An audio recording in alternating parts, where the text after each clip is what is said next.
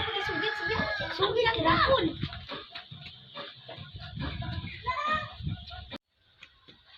Luna, gipatay ni himo manok. Nga manggipatay niya. Ani kadto ang ko?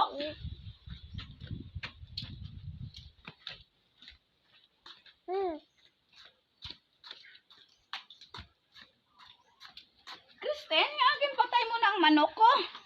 Kaya wala kita yanda sa imo nga Mother's Day, kundi ang manok na lang ako. Ging nakita na mo dito pag panilig ni manang pag ano ko dira sa aton nga ugsaran sang pala kay para magagi ang tubig. Kita ko imo manok.